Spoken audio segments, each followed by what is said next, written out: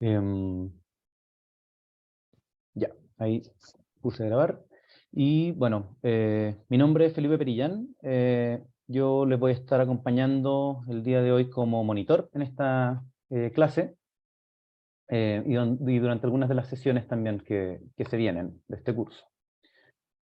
Em, bueno, la quinta versión de la U Socioambiental 2023 es una instancia organizada por ONG FIMA, junto con la Fundación Frederick Ebert y en cooperación con la Universidad de Chile. Y este año el eslogan es Nuevas Fronteras del Pensamiento. Para esta versión, el objetivo es que podamos generar un espacio educativo y de reflexión ciudadana abierto a todo público, tanto nacional como internacional, respecto a los principales desafíos que enfrentamos como sociedad ante la crisis climática y ecológica. Bueno, para facilitar el desarrollo de esta clase y dada la amplia convocatoria que tenemos en el curso, les pedimos que por favor permanezcan con los micrófonos silenciados y les recomendamos mantener las cámaras encendidas. El chat de todas formas va a estar habilitado en todo momento y estuve conversando ahí también con nuestras expositoras del día de hoy y las instancias para preguntas van a estar dadas luego de cada instancia de presentación. Hay primero una introducción donde se va a dar un breve espacio de preguntas y luego la clase propiamente tal que va a tener también su espacio para preguntas. Así que bueno, sin más, le doy el pase a Claudia Silva, quien va a hacer esta introducción.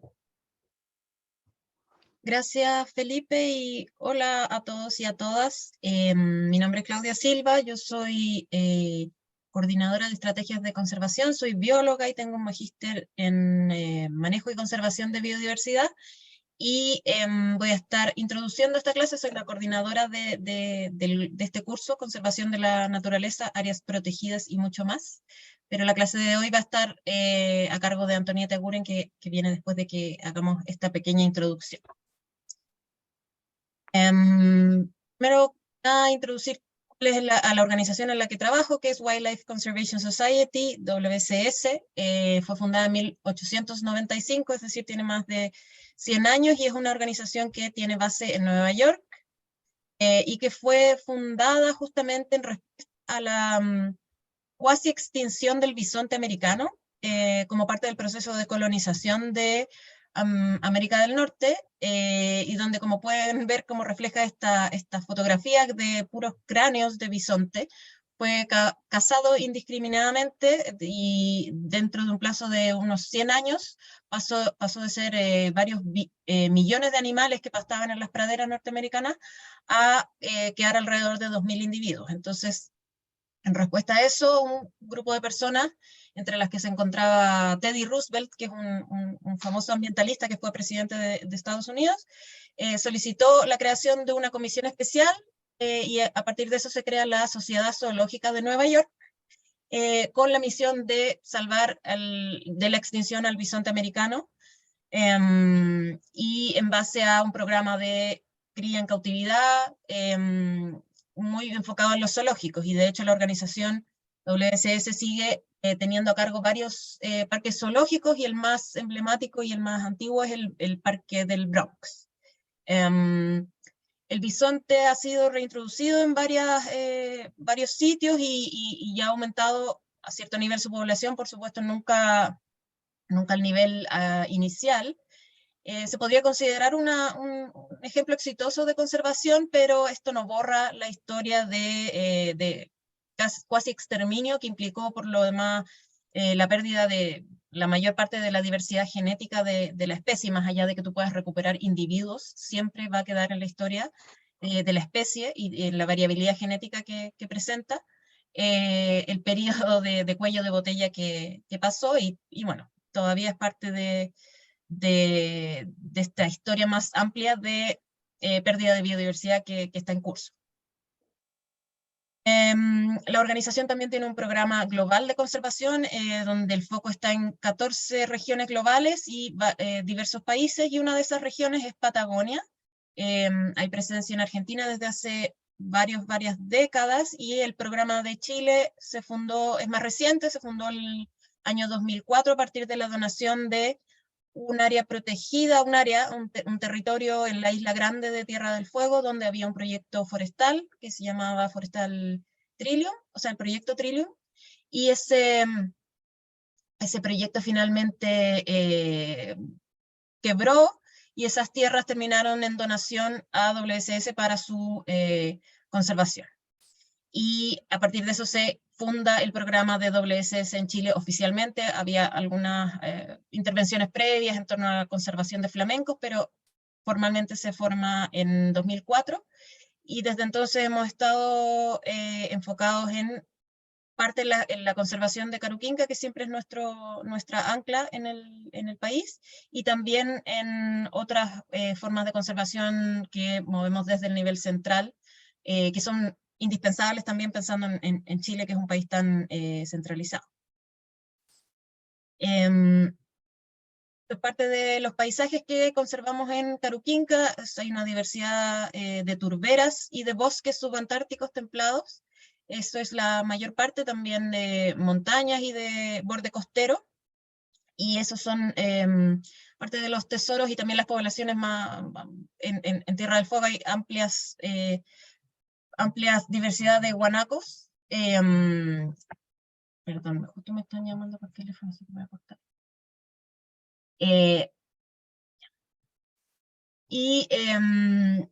Eso es parte de nuestro trabajo de conservación, pero justamente con el tiempo fuimos viendo que en Chile finalmente y en todos lados las decisiones no se toman en estos territorios, sino que se toman en las ciudades, en las zonas centrales, y es donde también uno tiene que hacer los esfuerzos de conservación. Entonces, ya pasando a introducir el curso, nos invitó la ONG FIMA a dar, y estamos súper agradecidos en todo caso de esa invitación.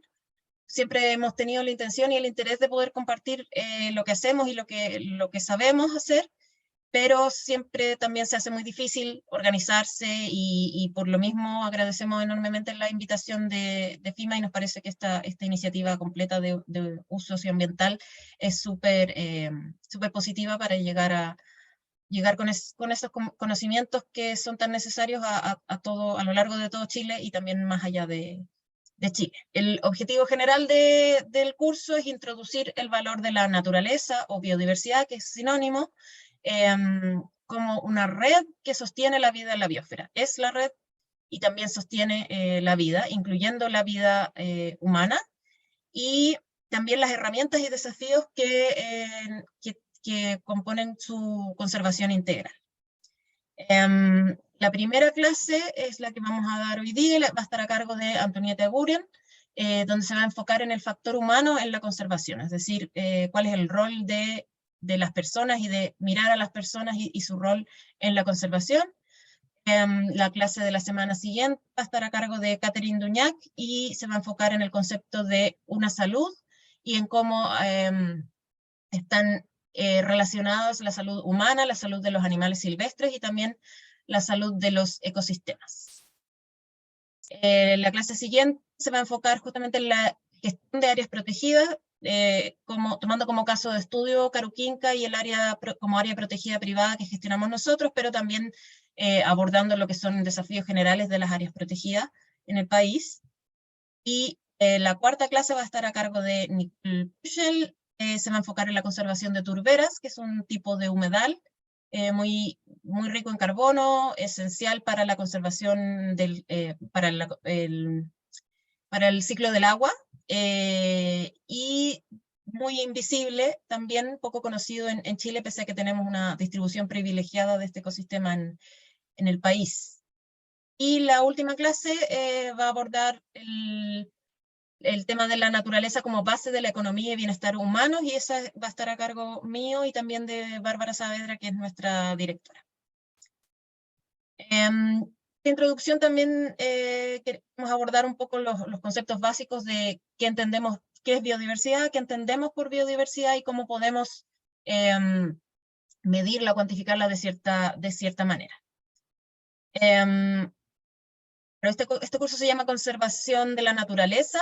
Naturaleza es un concepto más cercano y que nos pareció también entonces más atractivo para ponerle a este curso. Nosotros siempre hablamos de biodiversidad, que podríamos considerarlo sinónimos, aunque naturaleza también, también se enfoca en el componente abiótico, es decir, la geología, la geografía la incluye de forma más fuerte, pero también podemos decir que es un sinónimo, naturaleza de biodiversidad, y finalmente estamos hablando de la vida. En la vida en la Tierra, en particular la variedad y variabilidad de la vida en la Tierra. ¿Y cuál es la diferencia? La variedad sería toda esta diversidad de distintas especies, de distintos componentes que tiene la biodiversidad, pero la variabilidad hace referencia a su capacidad también de variar en el tiempo y en el espacio. La biodiversidad se estudia en ecología en distintos niveles jerárquicos, desde el más micro, que podría estar a nivel de los genes, la diversidad genética dentro de una misma especie, después la riqueza de especies, que es usualmente donde más nos concentramos, cuál es el número de especies y las diferentes especies que existen, pero estas especies también se asocian entre sí en comunidades biológicas, y son parte de ecosistemas, y a un nivel macro conforman paisajes, y todo eso, por supuesto, conforma la biosfera terrestre, que es un espacio bastante acotado, si uno lo ve altitudinalmente, es decir, la vida en la Tierra ocupa un espacio bien acotado y que está restringido en términos de las condiciones ambientales, abióticas que permiten la vida. Entonces, en ese sentido, podría considerarse como con cierto nivel de fragilidad. También una forma de acercarse a la biodiversidad es a través de estas dimensiones, donde uno observa la composición, es una de las que en la que más nos fijamos, que justamente tiene que ver con cuáles son los elementos que componen esta biodiversidad, y puede ser a nivel de genes, como veíamos anteriormente, puede ser a nivel de especies, a nivel de comunidades o paisajes, pero uno puede mirar estas distintas dimensiones. La composición son las unidades que lo componen, la estructura tiene que ver con cómo esas unidades se distribuyen en el tiempo y en el espacio, y la función tiene más que ver con los procesos que ocurren entre estas unidades. Entonces, para ejemplificarlo de mejor forma, si vemos, por ejemplo, un ecosistema de un humedal y nos queremos enfocar en la parte composicional, miraríamos cuáles son las especies que habitan en ese humedal, podríamos contar el número de especies, que es usualmente donde se enfoca el estudio de la biodiversidad a nivel básico, digamos. Quisiéramos mirar la estructura, entonces miraríamos más bien cuáles son los distintos tipos de microecosistemas que existen dentro de este gran ecosistema de humedal, por ejemplo, el ecosistema ribereño, también el ecosistema bentónico, y podríamos, claro, asociar a cómo estas distintas riquezas de especies se expresa de distintas formas o se estructura de distintas formas dentro del ecosistema en función de estas diferencias internas que tiene en el ecosistema a nivel de micropaisajes, podríamos decir. Y finalmente la función, que es también central en el funcionamiento ecosistémico, tiene que ver con los distintos procesos que ocurren entre los elementos que conforman la biodiversidad, que puede ser ciclo de nutrientes, o traspaso de energía, la depredación, la herbivoría. Todos esos procesos son los que dan cuenta de la dimensión funcional de la biodiversidad.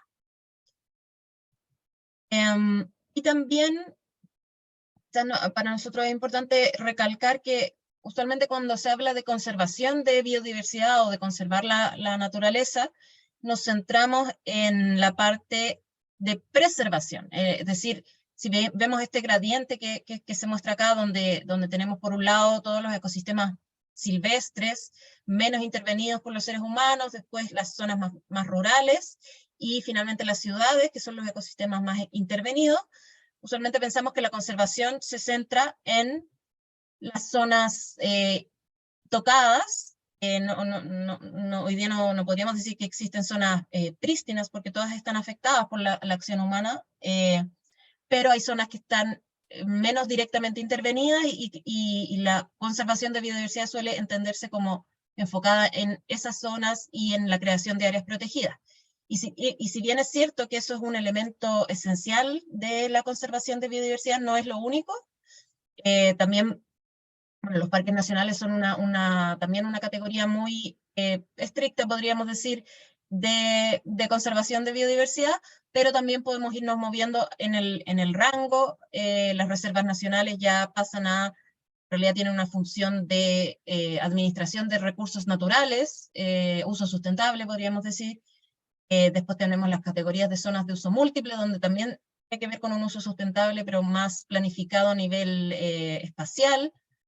El ordenamiento territorial también es una herramienta primordial en realidad para la conservación de biodiversidad, y que tiene que ver con el ordenamiento de las actividades humanas en función también de los elementos naturales que tiene el territorio. La evaluación ambiental estratégica es otra herramienta esencial. La evaluación de impacto ambiental, que puede ser que sea la más reconocida para nosotros, porque es a la que muchas industrias y proyectos están obligados a someterse. Y elementos como la economía circular también son súper relevantes, por ejemplo, para evitar la contaminación y también para evitar o disminuir la constante extracción de recursos, que implica entonces pérdida de hábitat y también pérdida de biodiversidad. Las cuentas ambientales y el capital natural son otros elementos que se relacionan a la biodiversidad, pero en el ámbito, claro, aquí donde se toman esas decisiones que usualmente suelen terminar en eliminar biodiversidad. Bueno, por eso es un componente esencial para ir introduciendo este concepto del valor de la naturaleza, pero en el lenguaje que se habla a nivel de economía. Y eso es algo de lo que vamos a abordar en la última clase. Los bonos soberanos verdes son, digamos, un ejemplo también de cómo se crean distintas herramientas a nivel de nuestra sociedad y a nivel de la economía para tratar de hacerse cargo y abordar la problemática de pérdida de biodiversidad. Y todo este rango de herramientas y de mecanismos, nosotros los consideramos como conservación de biodiversidad.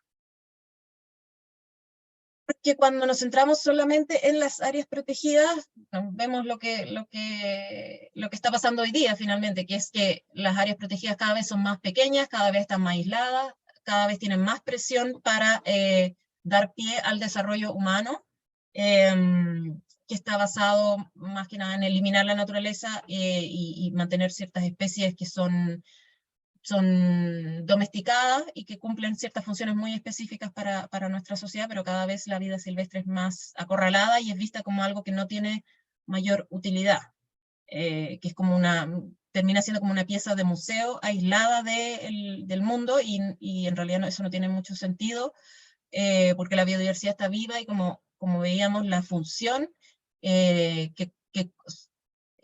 o sea, la funcionalidad que cumple es una parte esencial de lo que es la biodiversidad, y también la variabilidad que se mantiene en el tiempo y en el espacio en la medida que se le permita existir, y existir conectada, no aislada. Entonces, es una parte esencial el poder incorporar en nuestra mente, conceptualmente, el que la naturaleza es parte de lo que nos permite estar vivos hoy en día, y de hecho nuestra economía se basa en la riqueza natural, en transformar la riqueza natural en riqueza material para nosotros. Y un poco para ya ir terminando y darle el pie a Antonieta, quería dejar el mensaje también de que usualmente nuestro foco, quizás a nivel de la sociedad, lo que se ha transmitido es que la biodiversidad es tremendamente frágil, que es un elemento de valor, hermoso, pero bastante lejano a nuestra vida cotidiana, que es tremendamente frágil, y en realidad mi opinión es, yo discrepo de esa visión, en el sentido de que la biodiversidad, la naturaleza ha resistido tanto en el pasado, pero ahora lo que vemos en el presente, ha resistido de forma impresionante las intervenciones humanas,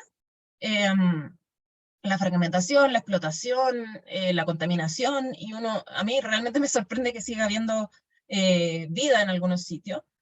Y justamente eso habla de la resiliencia, de la fortaleza que tiene la biodiversidad y que es parte de su historia evolutiva, porque se ha visto también expuesta a distintos eventos estresantes, podríamos llamarle, durante toda su evolución. Entonces, más que elementos frágiles y que no están conectados con nuestra cotidianidad, porque si a la hora de pensar, no sé, pues, si en nuestro acceso a salud, en la educación de nuestros hijos, etcétera, cuando a alguien le hablan de lo que le va a pasar al oso polar, pucha, como que, sí, qué pena el oso polar, pero la verdad es que tenemos otras preocupaciones más importantes. Y en realidad se nos olvida que la naturaleza está en la base de esas preocupaciones muy importantes. Para que podamos tener una sociedad sana, para que podamos tener una economía que funcione y no colapse cada rato,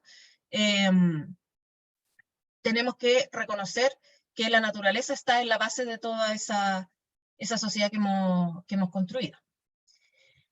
Y justamente, más que verla como un elemento, es algo que hay que ir a rescatar, también queremos relevar cómo es una solución, en realidad, una solución que está ahí a la espera de que nos demos cuenta que es parte de lo que necesitamos reactivar. Necesitamos proteger, pero no para solamente proteger la naturaleza, sino que porque también es parte de lo que nos permite a nosotros como seres humanos existir y tener el bienestar que tenemos. Entonces, plantearlo también desde esa perspectiva como una solución que es indispensable para problemáticas como el cambio climático, en realidad en general para la estabilidad de la biosfera, como la conocemos, y de la vida como la conocemos hasta ahora. Y que muchas veces es mucho menos reconocida en ese sentido, como por ejemplo el cambio climático, pero en realidad, digamos, es parte de lo que ya está identificado dentro de la ciencia planetaria, es que tanto la biodiversidad como el cambio climático por sí solos son capaces de generar un nivel de desestabilización en la biosfera que pone en riesgo la continuidad de la vida humana. La biodiversidad en el sentido de la pérdida de biodiversidad, y que también no podemos tomar acciones para detener el cambio climático solamente basadas en la tecnología y que no tomen en cuenta la biodiversidad, tanto en la protección de lo que va quedando, como en la restauración necesaria de los ecosistemas degradados, porque si no lo hacemos, no es posible alcanzar las metas de mitigación de emisiones. Entonces, y también para la adaptación son esenciales. Así que ese es como el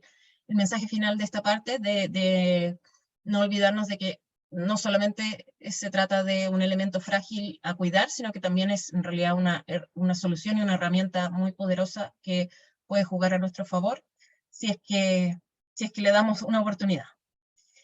Y finalmente les voy a dejar esta cita para introducir la clase de Antonieta, justamente sobre la dimensión humana. Voy a dar unos segundos para que la puedan leer en silencio.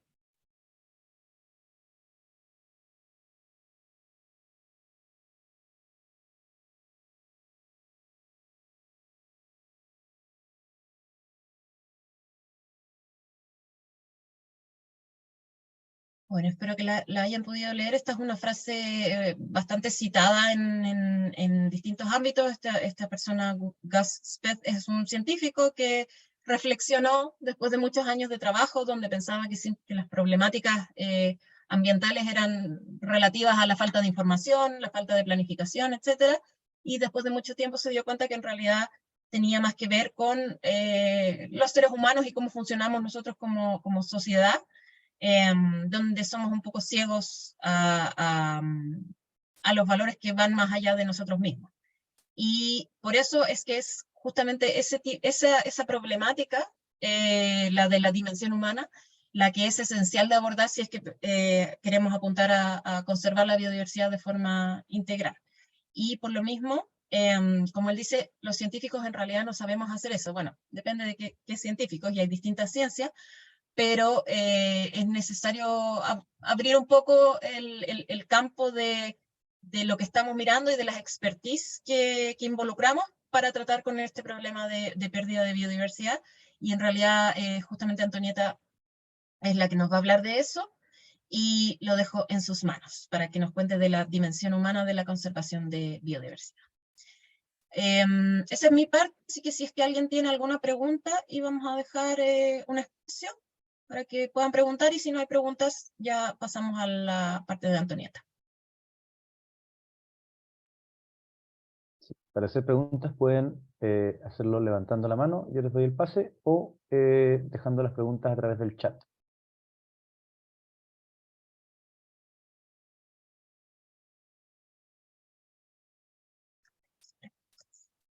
Bueno, parece que no hay preguntas sobre esta parte introductoria, así que le damos la palabra a Antonieta para que comience con Ya, la clase. perfecto. Hola a todos y todas.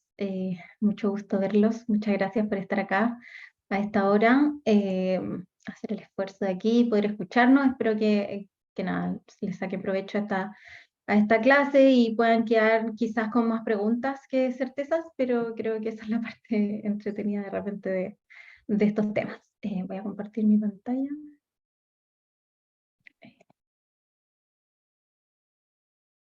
Ya.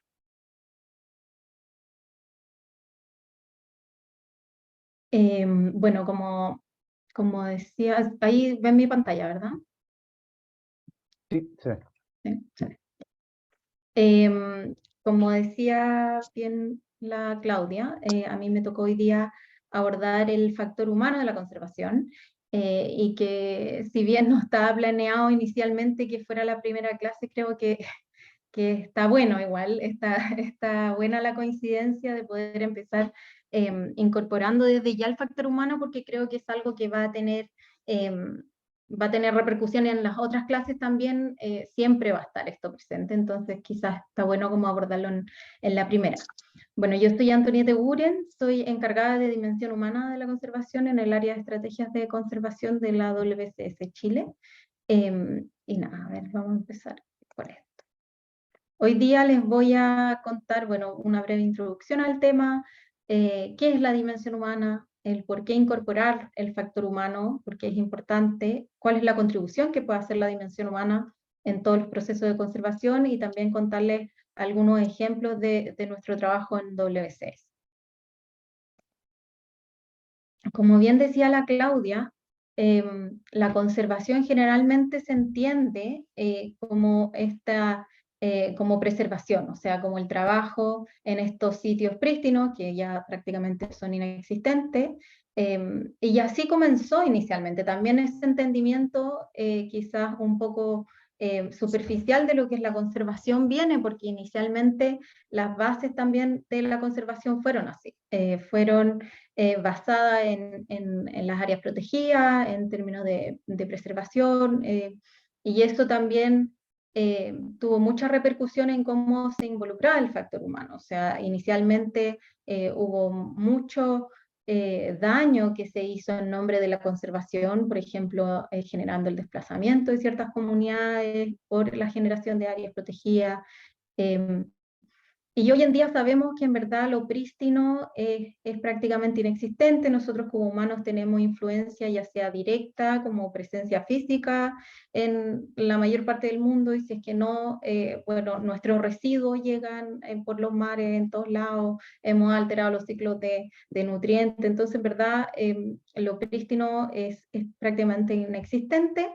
Y por el contrario, vemos, como vemos en la foto de la derecha, eso es un santuario de la naturaleza, un área protegida privada, y tenemos ganadería adentro y un montón de otras actividades humanas, y que es como lo normal también. O sea, el cómo nosotros como humanos finalmente hemos estado presentes en todos los ecosistemas, y en nuestro trabajo de conservación es algo que siempre va a estar.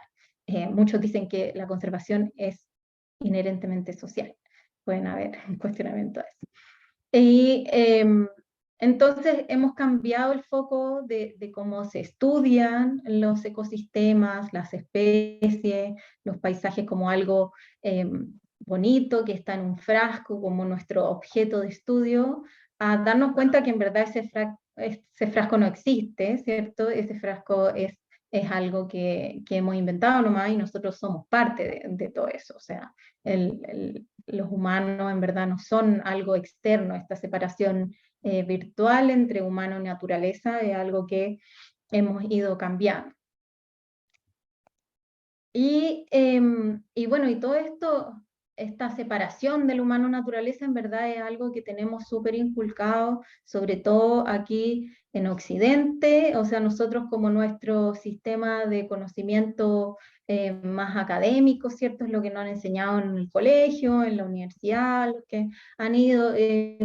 pero en verdad hay otras maneras de ver el mundo, hay otras cosmovisiones, y eso es algo que se está incorporando cada día más en la conservación, el que existen estos otros sistemas de conocimiento indígena, local, ancestral, y por lo tanto hay otras maneras de ver esta relación humano-naturaleza, de estudiarla, que van desde la visión muy occidental, ¿cierto?, de viviendo de los recursos del río, o sea, una visión muy antropocentrista, utilitaria, donde tenemos como las pesquerías, ¿cierto? Yo vivo de estos recursos naturales, les llamamos recursos naturales. Después podemos pasar a una visión en que es viviendo en paisajes ribereños. O sea, todavía sigue siendo bien antropocéntrico, pero hay un sentido de pertenencia, ¿cierto? Después tenemos el viviendo con especies y hábitats ribereños, donde ya hay un cambio, donde estamos siendo parte, ¿cierto? Ya el humano es parte de este hábitat, una visión más biocéntrica, donde hay también cierto grado de responsabilidad. Y por último, algo que se ve muy reflejado en las cosmovisiones de pueblos indígenas, sobre todo, el viviendo como el río, o sea, como el río es parte de nosotros, donde hay una significación, ya sea cultural o de muchas maneras, con los diferentes componentes de este paisaje, ya sea biótico o abiótico.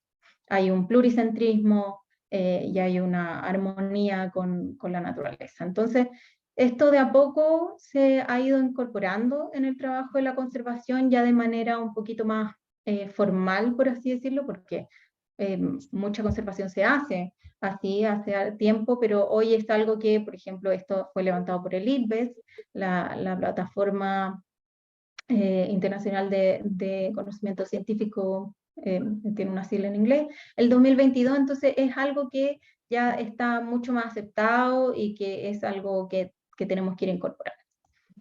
Y desde el mundo de la conservación también esto ha ido cambiando cómo conceptualizamos la conservación. Inicialmente esta es el cómo lo pensó Soule en el 85, uno de los como se dicen, padres de la conservación, definiendo la conservación biológica en base a un montón de disciplinas de las ciencias naturales principalmente, que es la fisiología, la genética, la ecología, la ecofisiología, ¿cierto?, la medicina veterinaria, y las ciencias sociales eran como una rayita, ¿cierto?, de todo esto. Y hoy en día, incluso este paper de Careiba y Marvier, que redefinieron un poco la ciencia de la conservación ya como una ciencia interdisciplinaria que involucra muchas disciplinas, tanto de las ciencias sociales como de las ciencias naturales. Aquí podemos ver que la conservación biológica es uno de los puntos, ¿cierto? Y tenemos un montón de otras disciplinas o interdisciplinas que están aportando las ciencias de la conservación. Entonces, hemos ido cambiando la noción de cómo se hace conservación, y eso se ve reflejado también en nuestros trabajos. Yo también he transitado desde el mundo más biológico al mundo más social o interdisciplinar, más que nada. Yo me siento más interdisciplina a lo largo de mi vida, y creo que es algo que se ve reflejado también en mi historia personal, así que me siento muy identificada con este. Y bueno, ¿y qué es la dimensión humana de la conservación? Hay un montón de definiciones, y no quiero entrar en detalle como de cómo lo entienden quizás ciertos académicos, pero más ampliamente, hablando así como como más en términos generales, la dimensión humana es la aplicación de las ciencias sociales, ya sea a través de sus teorías, de los diseños, los conceptos, las diferentes metodologías, para poder entender, describir, planificar y resolver de mejor manera los problemas de conservación. O sea, cómo las ciencias sociales se meten a la juguera para poder aportarnos a un mejor entendimiento de lo que queremos lograr en términos de conservación. Recuerden silenciar sus micrófonos para que no tengamos ruido. Las ciencias sociales, tenemos un montón de ciencias sociales, ¿cierto? Desde las ciencias sociales más clásicas, como la sociología, la antropología, las ciencias sociales aplicadas, como las leyes, la educación, y también están las artes y humanidades, que si bien no son ciencias sociales, sí tienen mucho que aportar en términos de las teorías, los métodos y los análisis, y esto nos lleva a entender tanto fenómenos sociales, ¿cierto?, que están como dirigiendo los comportamientos, influenciando los comportamientos de las masas, por así decirlo, en términos de política y poder, cultura, las demografías, socioeconomía.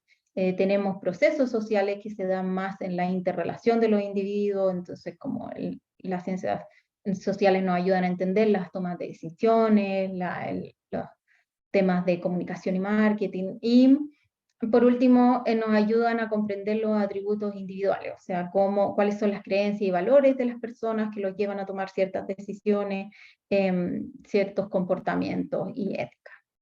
Estas son a grandes rasgos las ciencias sociales, y en términos de conservación, y perdón que no alcancé aquí a traducir esto, pero es solo para ejemplificar que en términos de las ciencias sociales, de la conservación, y que podrían ser consideradas como la dimensión humana de la conservación, tenemos un montón de ciencias sociales, tanto clásicas como la antropología medioambiental, a más aplicadas como la educación para la conservación, o interdisciplinarias como son la etnoecología o la ecología política, que tienen muchísimo que aportar como decíamos, en entender los procesos, describirlos, teorizar, predecir, y poder planificar de mejor manera. Y acá también, sin entrar en detalle, normalmente en las ciencias naturales hay un montón de marcos conceptuales, de marcos teóricos, teorías que se aplican, y de repente en la conservación se nos olvida que desde las ciencias sociales hay un montón de herramientas también.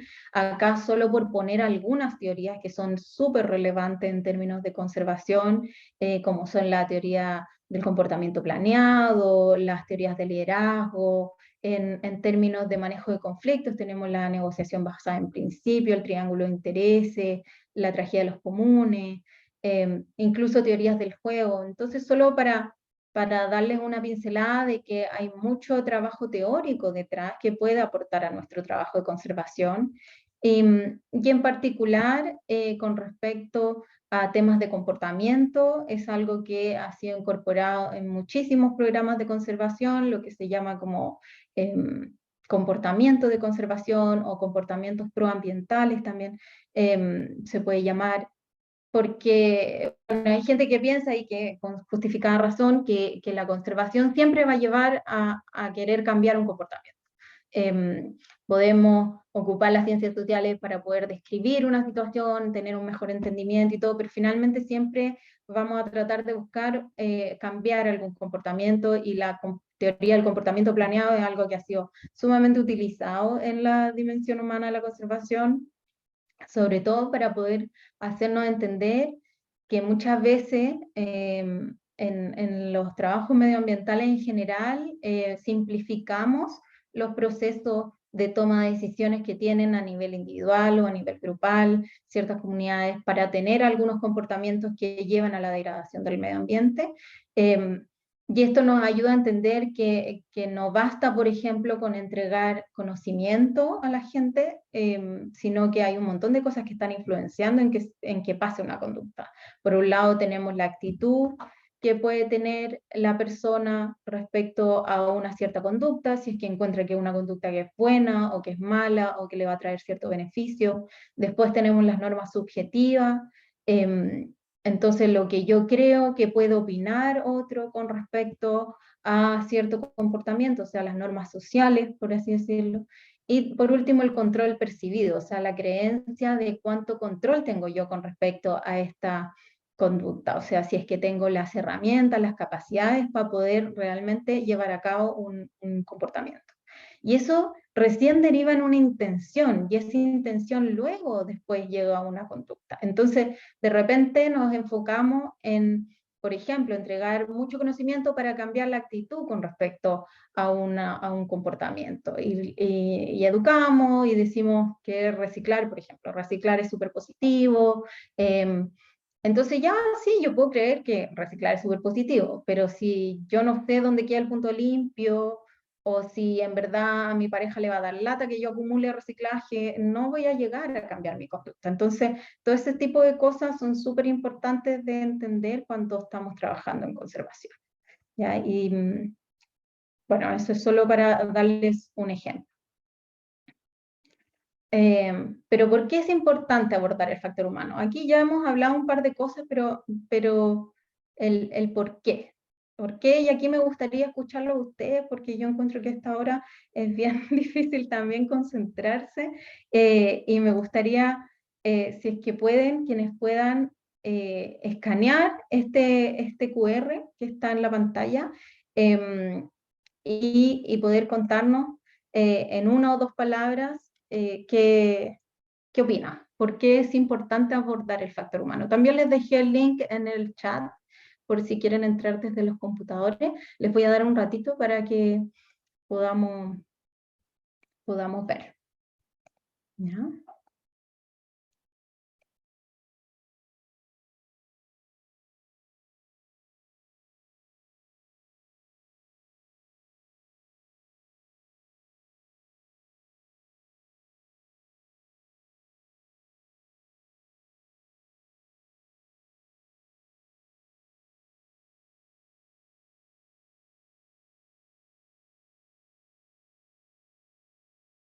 Ahí les dejé el QR de nuevo en la pantalla por si necesitan.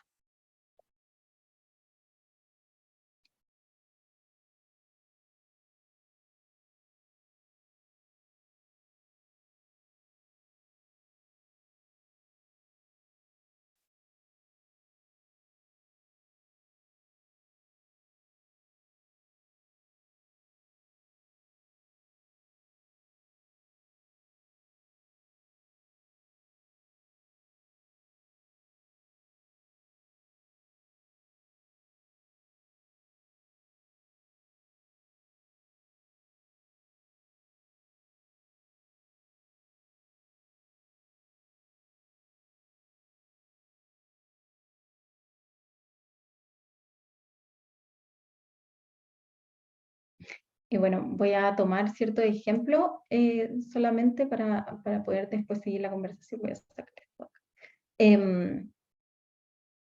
Bueno, ahí aparece vida, pertinencia, futuro, educación, responsabilidad, ¿cierto? Porque tenemos que generar sostenibilidad por las comunidades, por las diversidades locales, por el nivel de impacto.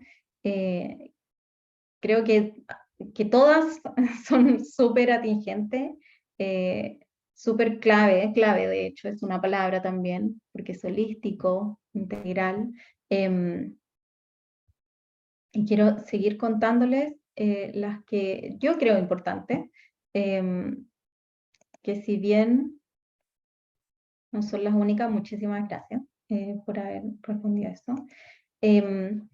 Y yo solo les voy a hablar de 4 puntos, porque ustedes, si bien se dieron cuenta ahí en las 9 palabras, podemos tener un montón de razones de por qué la dimensión humana es importante, y puede ser incluso la base en muchas de estas instancias. Pero yo solo aquí quiero mencionar 4 grandes factores de por qué es importante abordar la dimensión humana. Una, y que lo mencionaban ahí bien, entender el contexto en el que se desarrolla el esfuerzo de conservación. O sea, yo tengo que entender qué procesos políticos están pasando en el territorio, cuál es la dimensión económica, sociodemográfica, cuál es el nivel educacional, si es que hay pueblos indígenas, si es que hay poblaciones vulnerables. Tengo que entender el territorio donde yo voy a empezar a trabajar. Eso es importantísimo y para eso tenemos muchas herramientas desde las ciencias sociales, ¿cierto?, que nos pueden aportar. Ese como primer tema. Segundo, porque nos permite entender las motivaciones, valores y comportamientos que determinan el actuar de ciertos grupos humanos. Muchos de estos actuares nosotros los definimos, ¿cierto?, como amenazas a la biodiversidad, pero es importante entender cuáles son las motivaciones detrás, cuáles son los valores, cuál es la actitud que tienen las personas y que pueden estar determinando estos comportamientos y que podamos incorporar esas distintas visiones en los procesos de conservación. ¿Ya? O sea, por un lado entiendo el contexto, ¿cierto?, en el que se da, y por otro lado entiendo más a nivel de individuos o de grupos sociales de qué está detrás de esta actual. Como bien decía ahí en la 9 palabras, también lo vi, el sentido de pertenencia, o sea, el cómo nos ayuda a la dimensión humana a diseñar acciones pertinentes. O sea, para un mismo problema pueden haber muchísimas soluciones desde el ámbito de la conservación, pero tenemos que ver qué cosa es pertinente, qué cosa es factible en términos sociales, en términos económicos, en términos culturales, como veíamos al principio, si es que tiene relación con la cosmovisión, con la manera, con los sistemas de conocimiento locales. Entonces, para diseñar realmente acciones que sean territorialmente atingentes, ¿cierto? No existe las balas de plata en conservación, o sea, no existe una única solución que yo pueda decir, siempre la solución para que no se extingan los bisontes va a ser X, como pasó en la antigüedad. Eso va a depender siempre de los lugares.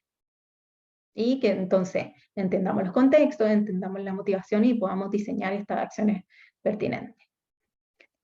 Y por último, a mi juicio, y pueden haber muchísimas otras razones de por qué es importante, porque es un imperativo ético. Hoy en día el tema de inclusión, de diversidad, equidad, temas de derechos humanos en conservación, es algo que se ha venido desarrollando hace muchísimo rato en marcos internacionales como la Declaración de Derechos Humanos, la Declaración de Pueblos Indígenas, en los marcos de la CBD, ahora el nuevo tratado, o sea, el nuevo marco de Kunming-Montreal, lo dice muy bien. Entonces necesitamos tomar ciertas consideraciones, ¿no? Entonces se deben tener consideraciones mínimas de género, por ejemplo, e interseccionalidad, o sea, cómo el género se relaciona también con otras características sociales, como son la etnicidad, como son la educación, la clase social, entonces cómo esto interacciona para... y que hay grupos sociales que quizás van a ser más difíciles de incorporar o que necesitan ayuda, o que deben ser parte, porque hay derechos humanos que incluso se han vulnerado en el contexto de la conservación. O sea, todo lo que ha sido desplazamiento, tenencia de tierra, participación, por ejemplo, en los consentimientos libres previo informado, que no se ha hecho en algunos lugares. Entonces hay un montón de derechos humanos que son tocados en proyectos de conservación y que debemos abordar. Temas de participación, de esos derechos, como decíamos, de tenencia, de acceso a recursos naturales, conocimiento indígena, conocimiento tradicional, que a veces se mal usa quizás en un proyecto de conservación sin ir como a la fuente del conocimiento. Y bueno, y también tener ciertas consideraciones, por ejemplo, de cambio climático, cosas que realmente necesitamos incorporar para hacerlo realmente pertinente, ¿ya? Entonces, tenemos ciertas razones de por qué incluirlo, pero también es algo que éticamente correcto, porque es lo correcto de hacer también. Y en términos generales, la dimensión humana nos contribuye en muchos sentidos. Por ejemplo, así, haciendo un ejemplo muy burdo quizá y grande, nosotros a veces podemos tener mucho conocimiento sobre las vulnerabilidades de las especies, tenemos súper claro desde los términos ecológicos, cuál es la composición, cuál es la estructura, cuáles son los desafíos que tienen las especies con respecto a eso. Podemos conocer cuáles son las amenazas, podemos nombrarlas, ¿cierto? Cuáles son las actividades humanas que están poniendo en riesgo a las especies que son de nuestro interés. No sé, pues, la tala ilegal en este caso, o la caza, o la contaminación, la ganadería en lugares no permitidos, etc. O sea, podemos nombrar cuál es la actividad humana que está generando un problema. Podemos también conocer los impulsores globales, los drivers globales, ¿cierto? Que están quizá impulsando el mercado para que haya una tala ilegal. Podemos conocer eso, pero muchas veces nos queda una brecha de implementación. Nos queda una brecha de saber ya, pero ¿qué es lo correcto de hacer? O sea, ¿qué podemos hacer en este contexto en particular? Y la dimensión humana nos lleva a poder conocer cuáles son justamente esos impulsores locales de la actividad, de las amenazas.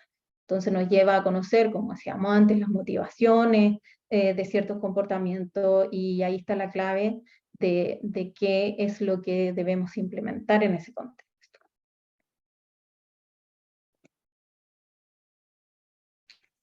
Y por otro lado, este otro ejemplo de cómo la dimensión humana, a través de ciertas bases disciplinares, ya sea en las distintas ciencias sociales, sociología, antropología, comunicación, educación, da lo mismo, pero cómo estas bases disciplinares nos ayudan a, por un lado, entender el contexto, y por otro lado, entender la audiencia, y cómo este entendimiento del contexto y de la audiencia nos ayuda a la aplicación práctica de esta dimensión humana, de estos conocimientos, y que puede ser a través de el involucramiento de actores, la conservación colaborativa, la comunicación y el cambio de comportamiento.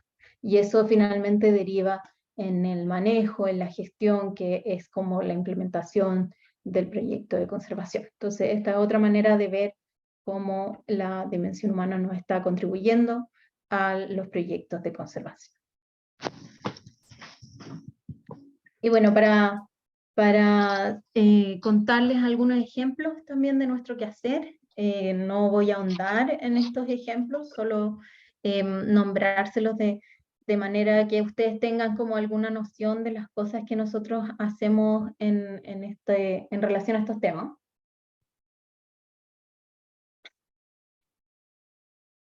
Un primer ejemplo que elegí para compartirles es la comunidad de aprendizaje para la gestión efectiva de la conservación en Chile.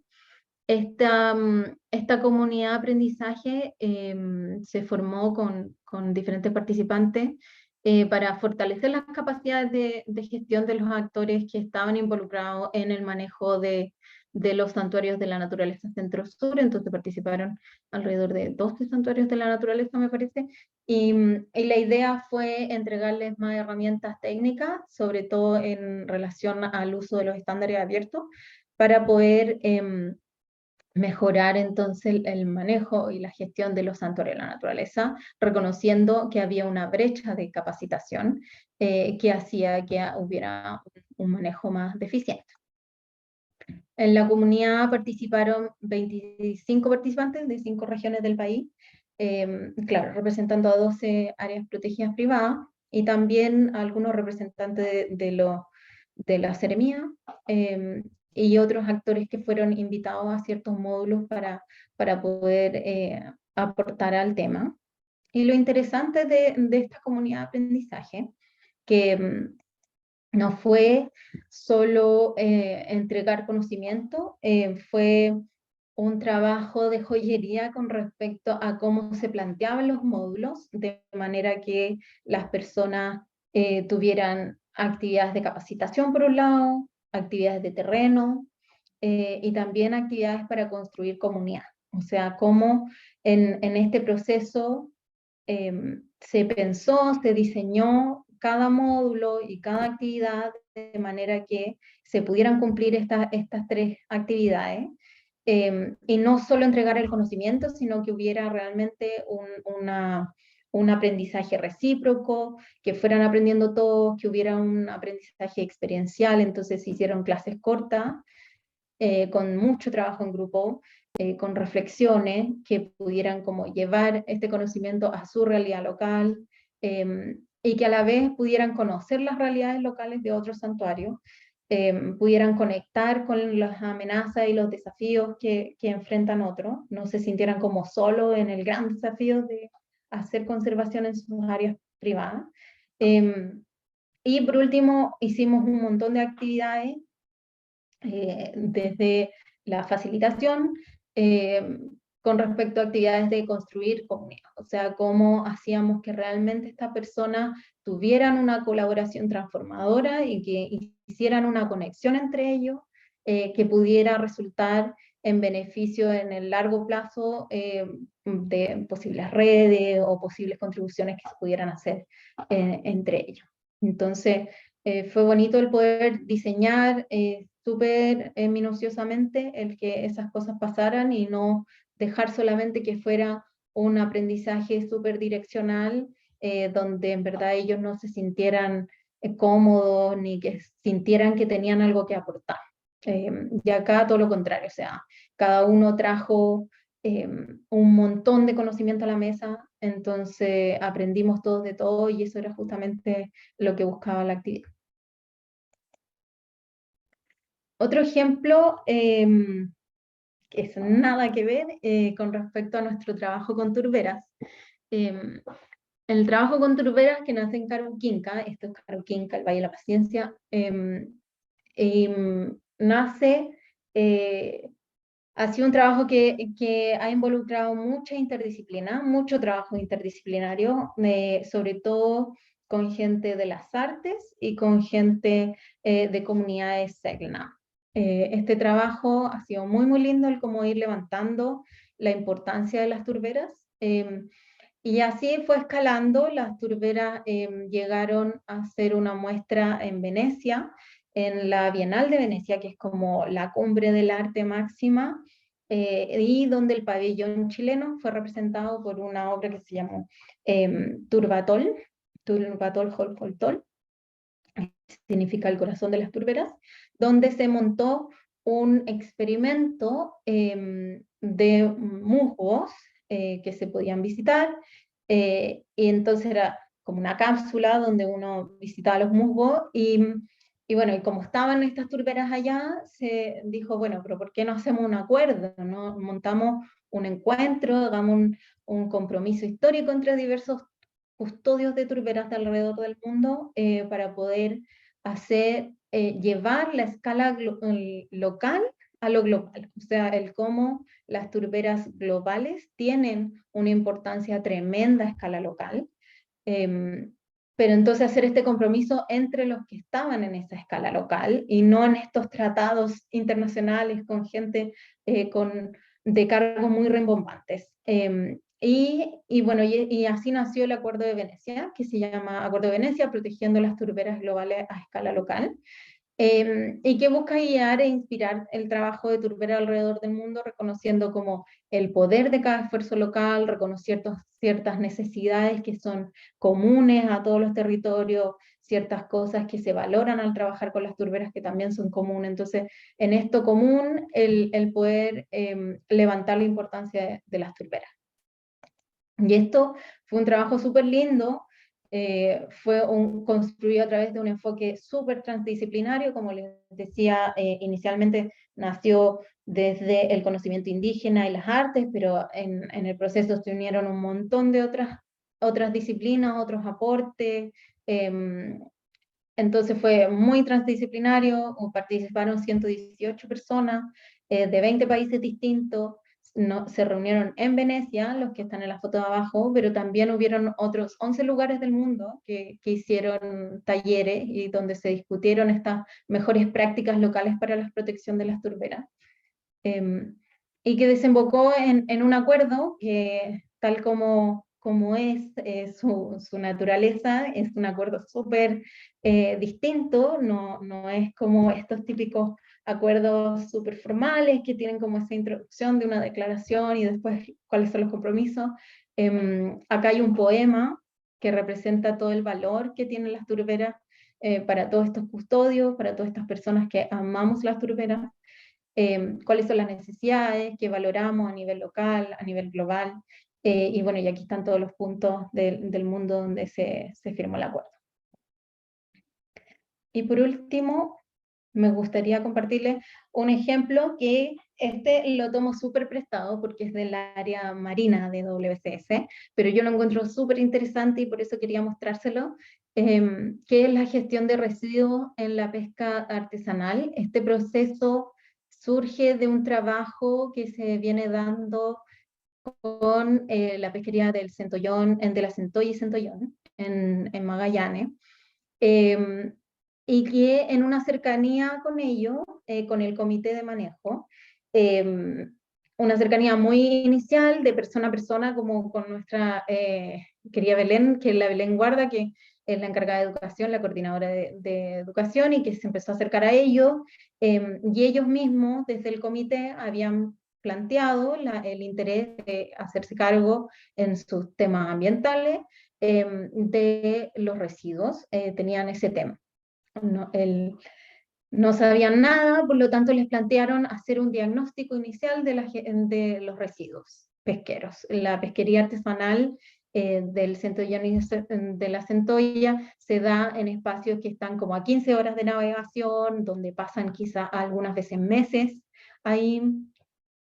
Hace mucho frío, hace mucho viento, son condiciones climáticas muy difíciles, entonces en todas esas condiciones se generan muchos residuos marinos que inicialmente se botan ahí. Y ellos estaban muy preocupados porque no querían ser vistos como súper negativamente, de que ellos no se hacían cargo de esto, entonces querían poder hacer algo respecto a la gestión de los residuos y se empezó haciendo un diagnóstico de cuáles eran esos residuos, cuál era el aporte de la pesca artesanal en los residuos marinos que estaban en las zonas costeras, y finalmente todo esto desembocó en un proyecto FIPA, en un proyecto de investigación y pesquería y acuicultura, que se diseñó para involucrar a los diferentes actores y también involucró un análisis de la situación actual, que sumaba al análisis que se había hecho, una implementación de un plan piloto con ciertas embarcaciones y propuestas de alineamiento para un plan de gestión local de residuos provenientes de la pesca artesanal. Y este ejemplo me parece súper interesante porque es una preocupación que nació de ellos y que WCS atendió. Entonces es interesante como si volvemos como a ver toda la teoría de comportamiento, de cómo es algo que ellos tenían interés, tenían una actitud positiva al respecto, que sentían que un poco enjuiciados por la sociedad como los que contaminaban las aguas, y bueno, en verdad tienen parte de responsabilidad, pero no sabiendo cuáles eran las herramientas para poder hacer algo al respecto, y en el plan piloto se abordaron ciertas herramientas, como unos contenedores que podían poner en sus embarcaciones, contenedores de diferente tamaño, entonces se fue probando cuál podía ser correcto, si es que lo usaban o no, si es que lograban separar residuos. Entonces interesante de cómo una experiencia quizás más de las bases, como bottom-up que se llama, puede desembocar en un plan co-construido con la pesquería y que en el largo plazo podría llegar a realmente cambiar un comportamiento. Y solo para cerrar, me gustaría porque siento que es como harta información, entonces ¿qué hago yo? ¿Qué puedo hacer yo en mi trabajo? Yo pensando en ustedes, y ¿qué podemos hacer para abordar la dimensión humana? Muchos de ustedes lo están haciendo, por seguro, con las herramientas que tienen, pero acá me gustaría darles como los consejos mínimos que yo considero importantes. Uno es formar equipos interdisciplinarios, o sea, realmente es importante el poder valorar los distintos saberes que tenemos las personas, y cómo las ciencias sociales, la gente que viene de las ciencias sociales tiene muchísimo que aportar en la conservación, y muchas veces desde las ciencias naturales sentimos que es algo que se puede aprender, así como, no, pero si yo hago un cursito de cómo hacer observación etnográfica y que listo, ya soy casi antropólogo, y eso no es así. Necesitamos formar equipos interdisciplinarios que traigan todo ese conocimiento, y también porque los equipos interdisciplinarios y más diversos está comprobado que también son más efectivos. Segundo, bueno, realizando un diagnóstico adecuado de sus procesos, o sea, es algo que quizá involucra más trabajo, pero realmente aborda un montón de cosas que podemos subsanar antes de que pasen. O sea, teniendo un diagnóstico adecuado podemos realmente ahorrarnos quizá un montón de dolores de cabeza posteriores. Asegurando la participación efectiva de todos los actores involucrados, porque quizás si no tenemos todas las herramientas para poder hacer un diagnóstico súper acabado de cuáles son como las razones, los factores que están contribuyendo para que la gente genere estas amenazas, sumando a ciertos actores clave, vamos a tener ese conocimiento sobre la mesa. Entonces también hay que realmente darle el valor a la participación efectiva de los actores, el valor de todo lo que traen para apoyar los procesos. También tomando consideraciones mínimas respecto a género, etnicidad y derechos humanos en general. O sea, hay un montón de herramientas que son muy chiquititas, de cómo podemos ir incorporando, por ejemplo, género en nuestros procesos. O sea, hay una lista de chequeo de género que preparó el Ministerio de Medio Ambiente en el contexto de cambio climático. Entonces es un chequeo de género, se llama, para proyectos de cambio climático o algo así. Es ya algo muy pequeño de cómo yo en cada paso de mi proyecto, desde la planificación, como el diseño, hasta la implementación, puedo ir incorporando variables de género. Si es que, por ejemplo, no sé, pues, al principio disgregué la información y miré si habían diferencias de género, luego si es que hice talleres, si es que invité a personas de ambos géneros, si es que lo hice en un horario que es apto para que lleguen a ambos, y así son pequeñas consideraciones, pero que hacen un gran cambio en el cómo puede resultar este proyecto. Y por último, creo que es súper importante, y hace el link como con lo que decía la Claudia al final de su presentación, de apelar como a nuestro lado humano, de conectarnos más con temas de empatía, con humildad. Y entonces escuchando empáticamente, escuchando sin querer poner las palabras en la boca del otro, colaborando desde la humildad, colaborando, entregando y esperando también de vuelta, pero realmente haciéndolo de manera genuina, facilitando procesos también, o sea, haciendo una persona, un equipo que facilita procesos y no que pone la piedra de tope, no que pone todo lo negativo sobre la mesa, sino que realmente tratando de buscar soluciones. Creo que esos son algunos tips básicos de cómo podemos ir incorporando la dimensión humana en la conservación, y ojalá esto pueda ir permeando un poquito sus trabajos. Eso es por hoy, así que quedo atenta a cualquier pregunta. Muchas gracias, Antonieta, por la presentación. Bueno, como les había comentado anteriormente, pueden ir dejando sus preguntas a través del chat, o pueden levantar la mano abajito donde dice reacciones. Permite levantar la mano y ahí yo les voy a ir dando también la palabra. Aprovecho igual de recordarles, a propósito de una pregunta que salió en el chat, sobre las presentaciones. Las presentaciones van a quedar disponibles para todos y todas ustedes a través del Padlet, que entiendo ya les fue compartido. Y las clases también son grabadas y también se van a ir subiendo semana a semana también en la plataforma que se les indicó. También dice alguien que habían unas lecturas. Claro, ahí también se va a cargar toda la información, todo el material complementario va a quedar a disposición. Ya, voy a pasar a las preguntas en el orden en que han salido. Primero hay una pregunta de Constanza Gumucio en el chat, que dice, sobre la importancia de incorporar el factor humano en la conservación, y entendiendo que los intereses de quienes habitan en un territorio a proteger no son homogéneos, ¿cómo en la práctica se ha logrado integrar o no los intereses de grupos que son opuestos a objetos de conservación, pero que tienen vínculos con los espacios a proteger? Ay, repíteme la última parte, por favor. Es que era como larga, entonces me Sí, sí, concentré en la primera y después tenía la otra. introducción y luego la pregunta. La Sí. pregunta propiamente tal es cómo en la práctica se ha logrado integrar o no los intereses de grupos que son opuestos a objetos de conservación, pero que tienen vínculos con los espacios a proteger. Ya.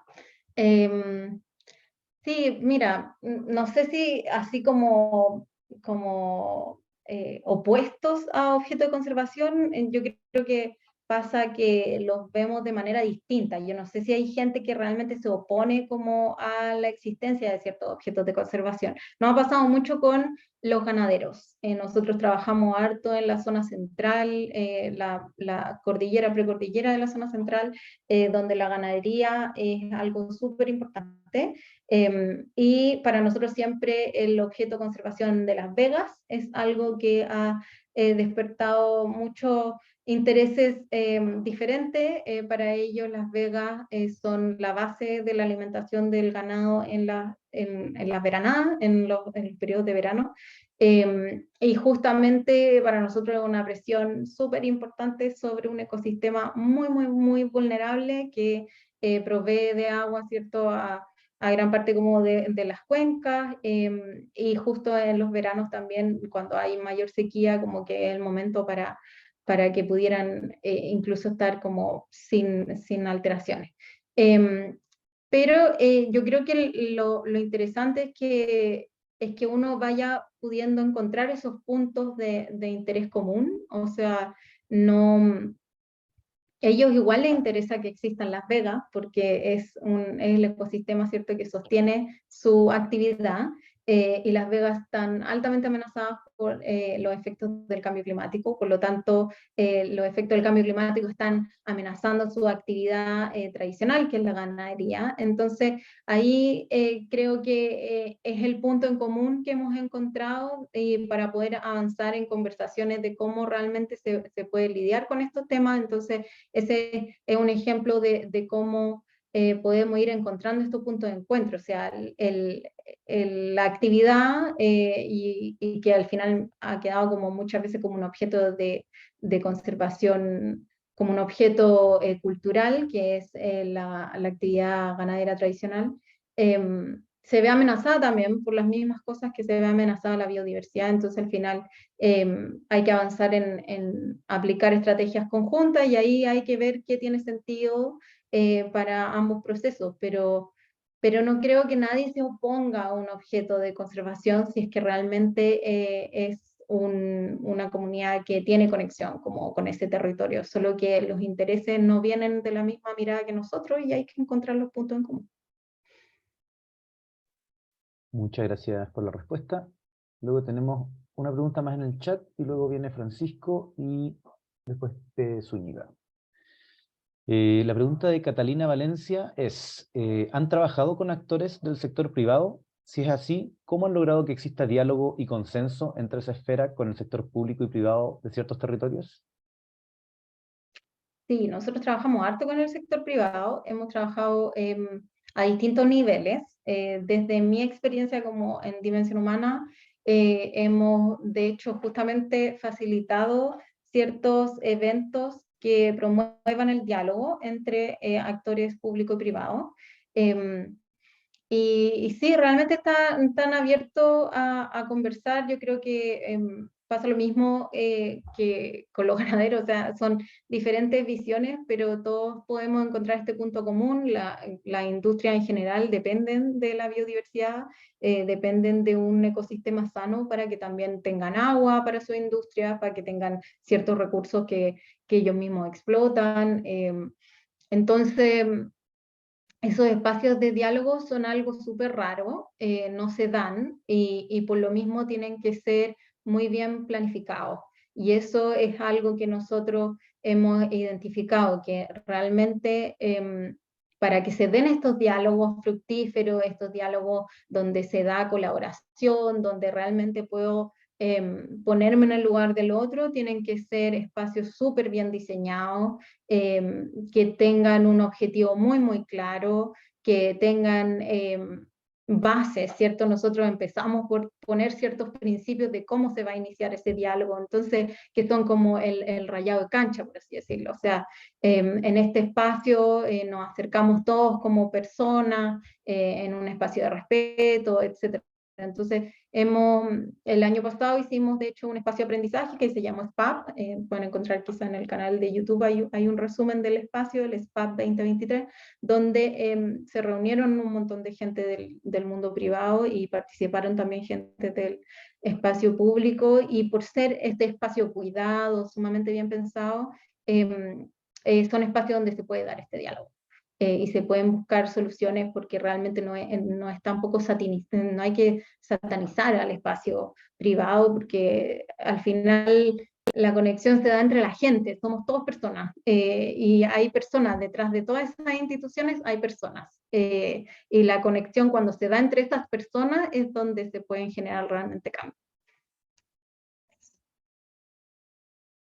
Muchas gracias. Ahora le damos la palabra a Francisco Murillo y luego a P. Zúñiga. Adelante, Francisco.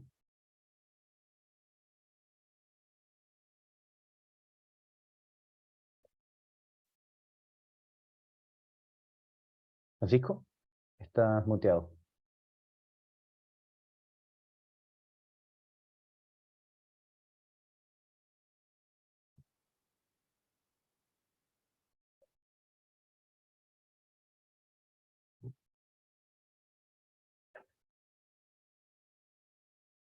No se escucha, ¿o soy solo yo? No, yo tampoco lo escucho. No se escucha. Nos parece que estás teniendo problemas con el micrófono. Pero Francisco, si quieres puedes poner la pregunta en el chat. Sí, la puedes poner por escrito igual. Mm. Y mientras le doy la palabra a P. Zúñiga. Hola, muy buenas tardes. Bueno, yo represento a Brigada Verde por Chile, somos una ONG y estamos muy agradecidos por poder participar en estas charlas que son demasiado buenas para nosotros. Y mi pregunta es la siguiente: ¿cómo cómo podemos hacerlo nosotros como organización para hacernos parte de realizar cambios profundos? Porque nosotros prácticamente lo que hacemos, no nos hacemos muy cargo de nuestros residuos, ni de cómo ser así como cero contaminación, sino que más que mal enseñamos a la comunidad y a los pobladores varios de la región metropolitana y de la quinta región, pero no, más allá de eso, no, estamos recién partiendo, llevamos unos 5 años, pero practicando de esta forma. Pero quisiéramos nosotros aprender de ustedes como organización para llegar a ser de verdad un aporte para la sociedad en este sentido. Bueno, yo creo, ¿cuál era tu nombre? Porque es P. Zúñiga, pero Sí, no, Pascani, ¿cómo era? Pascani Zúñiga. Pascani. Ah, bueno, Pascani. Yo creo que ustedes ya están haciendo un aporte, o sea, yo creo que cada esfuerzo súper local es un aporte, y si ya están trabajando como agente en la región metropolitana, creo que nada, no hay que tampoco desestimar nuestros propios logros. Y yo creo que la manera, o sea, yo creo que no tengo la respuesta, como cada uno construye su camino, ¿cierto? Cada organización, yo tengo la suerte de trabajar en esta ONG que claro, tiene presencia global y nosotros tenemos este programa acá en Chile y es un súper interesante equipo y que ha abierto las puertas, ¿cierto? A generar un montón de cosas, pero creo que algo súper importante es poder aliarse con otro, o sea, uno no puede pretender generar cambios como nadie en solitario, ninguna institución en solitario va a lograr cambios transformadores hoy en día. Eso lo tenemos que tener claro, así como nosotros, así como la biodiversidad es un sistema, es diverso, tiene todos los colores, todos los tamaños, todos los olores y texturas, nosotros tenemos que ser igual. La colaboración es algo clave para alcanzar los objetivos de desarrollo sustentable, de poder hacer cambios realmente interesantes, tenemos que colaborar. Y para eso hay que realmente tomarse el tiempo de golpear puertas y hacer conexiones con otros que puedan ir potenciando los trabajos. Creo que esa es la única manera de poder ir llegando a un público más grande, que seamos más, efectivamente. Como dicen por ahí, este es un espacio para generar comunidades, generar alianzas. Muchas gracias, señorita Antonieta, de verdad. De verdad, para nosotros como organización, yo soy fundadora, lo fundé hace muchos años ya, y de verdad estos espacios se agradecen porque uno no tiene mucha información disponible que sea certera, y que vengan de ustedes es bastante bueno. Gracias. Bueno, muchas gracias. No sé si Francisco logró arreglar el micrófono porque no veo la pregunta en el chat. Así que... ¿Francisco? ¿Ahora? ¿Así? Ahí está. Ahora sí, Ahí, dale. sí. Ok. Bueno, gracias por la paciencia y felicitaciones por la iniciativa. Cortito, lo alcancé a escribir un poco ahí en resumen. La piedra angular en este momento y que es el tope para mucho, para poder avanzar en la conservación de la biodiversidad en Chile, la que nos va quedando, es la política, la mala política que tenemos. En resumen, ¿tienen pensado o existe la posibilidad de que tanto ustedes como ONG u otras puedan hacerse más presentes en la Cámara, en el Senado, donde poder influir o hacer cambiar un poco el chip de los políticos que tenemos hoy en día en el Parlamento? Sí, bueno, nosotros como quizás a nivel de Senado, no sé si hemos tenido tanta participación, ahí nuestra directora Bárbara Sadera tiene mucha participación en temas más políticos, en temas más de la esfera de las políticas públicas, ¿cierto? Ha sido directora de un montón de iniciativas, ha participado de muchas mesas, la Claudia misma también ha participado de un montón de mesas de trabajo y creo que es uno de los frentes, o sea, nosotros tratamos de abordar varios frentes, ¿cierto? Desde cosas muy locales, proyectos muy locales, como se pueden dar sobre todo en el sur, en Tierra del Fuego, donde estamos ubicados y donde somos como un actor local con presencia ahí, hasta las esferas, ¿cierto?, de las políticas públicas, donde hay mucho lobby, donde hay mucho conversación de pasillo y que es otro frente que también tomamos. La cosa es si los cambios van al ritmo que a nosotros nos gustaría, yo creo que no. Y yo creo que eso estamos todos acá quizás más claros, pero de a poco se tienen que ir haciendo esos cambios y también hay un montón de organizaciones que también tienen ese rol. Yo creo que también debemos estar claros que hay que elegir nuestras batallas, ¿cierto? Como no podemos pretender hacerlas todas, y hay muchas organizaciones que tienen presencia en el Congreso y que creo que es súper valorable también tener esa expertise, porque también es como hablaba en la clase, ¿cierto? Hay un montón de ciencias sociales, el poder como las políticas públicas, las leyes, todo lo que es como temas de gobernanza o de marketing en estos ámbitos, son saberes específicos que también hay que ganar. Entonces, eso, pero sí, se está haciendo en la medida de lo posible. Ok, gracias, Antonita. Muchas gracias por la respuesta. Siendo las 8:30, ya deberíamos ir cerrando. Así que, bueno, pueden dejar las preguntas y que Antonieta las conteste luego por correo a través de la plataforma. Sí, porque todavía veo varias preguntas y no podemos lamentablemente abordarlas todas. Bueno, eso Sí, les recuerdo que... definitivamente prometo tomarme el tiempo para responder todo lo que pueda. Eso, y las pueden ir poniendo igual en el chat, ahí nosotros hacemos llegar esas preguntas también a Antonieta. Eso, bueno, le agradecemos nuevamente a Antonieta por la clase, estuvo muy buena, y también a la participación. No es fácil un martes quedarse hasta las 8:30 de la noche. Eso, bueno, nuevamente recordarles que también las clases quedan grabadas, quedan disponibles, los materiales también. Y que también les recordamos que al final del curso les vamos a enviar una evaluación a las personas inscritas para que nos puedan dar también sus opiniones, reflexiones y comentarios sobre el taller y el desarrollo de la uso socioambiental en general. Esto también nos va a permitir registrar el tema de la asistencia para acceder a la certificación, y esta se otorgará a todas las personas que asistan a todas las sesiones. Eso.